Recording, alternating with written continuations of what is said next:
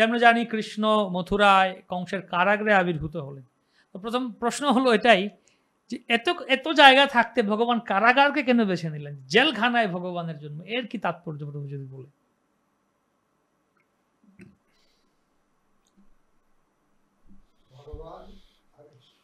ভগবান এসেছেন যে কোনো জায়গায় আসেন সেই জায়গাটাই পবিত্র, ওনার জন্য কোনো জায়গা দ্বারা অপেক্ষা রাখে না।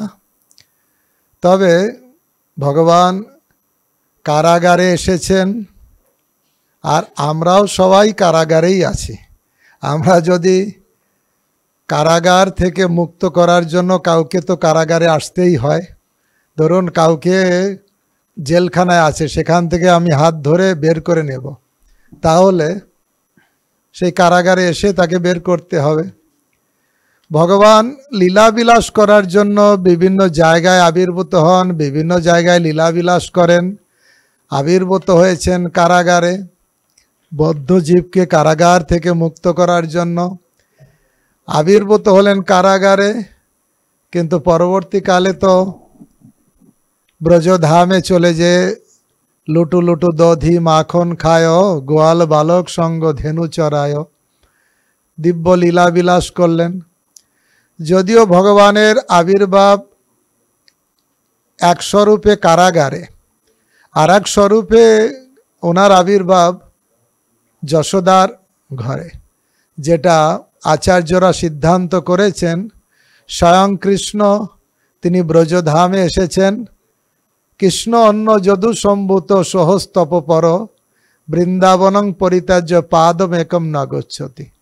স্বয়ং কৃষ্ণ আসেন ব্রজধামে যশোদা নন্দন রূপে, আর অংশ কৃষ্ণ মথুরার কারাগারে এসেছেন। আর অংশ কৃষ্ণের কাজ হচ্ছে পরিত্রাণায় সাধুনাং বিনাশায় চ দুষ্কৃতাম ধর্ম সংস্থাপনার্থায় সম্ভবামি যুগে যুগে। অসুরদের নাশ করার জন্য, ধর্মকে স্থাপন করার জন্য, সাধুর পরিত্রাণের জন্য তিনি সেই রকম কারাগারকে বেছে নিলেন, আর সেখান থেকে ওনার মিশন শুরু করলেন। কিন্তু ব্রজধামে ভগবান কৃষ্ণ এসেছেন, স্বয়ং কৃষ্ণ, মথুরার কৃষ্ণ, অংশ কৃষ্ণ বসুদেবের মাধ্যমে ব্রজধামে গিয়ে স্বয়ং কৃষ্ণতে প্রবেশ করেছেন। ব্রজধামেও যত অসুর মারণ হয়েছে চৈতন্য চরিতামৃত কথা অনুসারে, সেখান থেকেই অংশ কৃষ্ণ বের হয়ে অগাসুর বকাসুর সব বধ করেছেন। কিন্তু স্বয়ং কৃষ্ণের কাজ হচ্ছে লীলা বিলাস করা।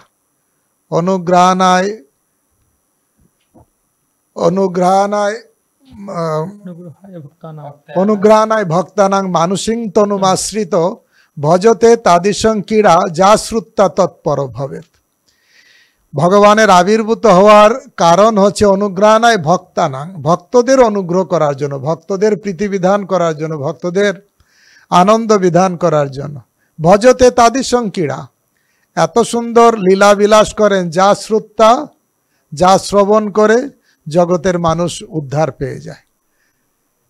দুটো কারণে ভগবানের আবির্ভাব, অনেক কারণ আছে, দুটো কারণ।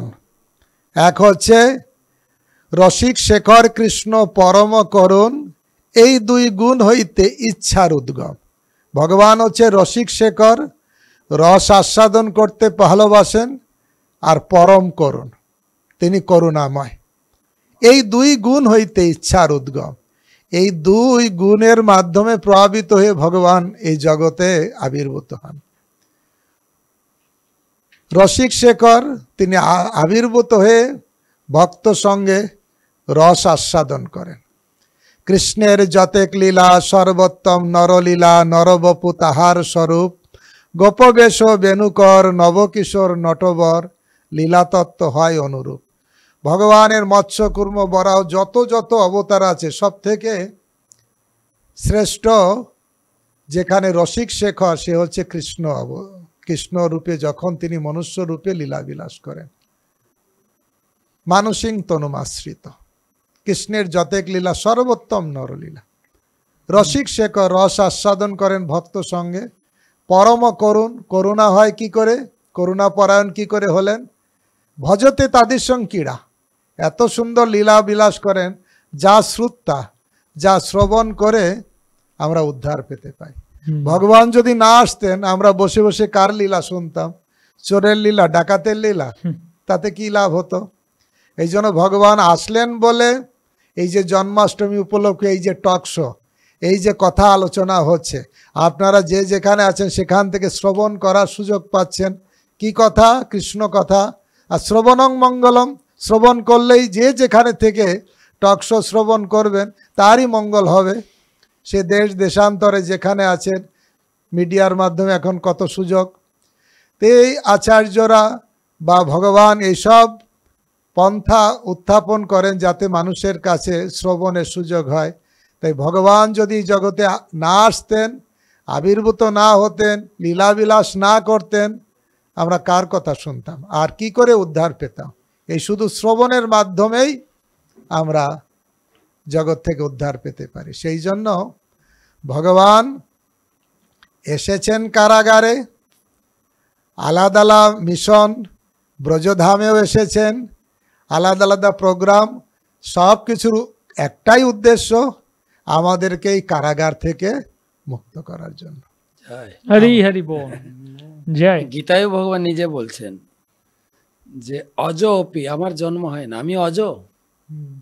অজ অপি সন অব্যয়াত্মা ভূতানাম ঈশ্বর অপি, আমি সমস্ত ভূতের ঈশ্বর, আমার দেহ অব্যয়, কিন্তু আমি এই জগতে জন্মগ্রহণ করি কেন না? জগতের প্রতি যখন আমার আত্মমায়া, প্রকৃতিম সাম অধিষ্ঠায় সম্ভবামি আত্মমায়া। আত্মমায়া মানে আমার ভক্তরা যখন এই জগতে কষ্ট পায়, তাদের প্রতি মায়া জন্মায়, তখন আমি চলে আসি। প্রভু একটা ভালো কথা বলেন, আমাদেরকে জেল থেকে উদ্ধার করার জন্য ভগবান জেলে এসেছে। বাহ, দারুণ ব্যাপার। লোকের মনে প্রশ্ন জাগে, ভগবান জন্মগ্রহণ করেন মন্দিরে, ধামে, কিন্তু প্রভু আরেকটা কথা বলেছেন, তিনি যেখানে জন্মগ্রহণ করেন ওইটাই ধামে পরিণত হয়। ধামে ভগবানকে আসতে হবে না, ভগবানের জন্মস্থানটাই ধামে পরিণত হয়। খুব ভালো, ধন্যবাদ। কত সুন্দর! ভগবানের কি দয়া, অভূতপূর্ব অপূর্ব দয়া, যে জেলখানায় ভগবান আবির্ভূত হয়েছেন আমাদেরকে জেলখানা থেকে উদ্ধার করার জন্য।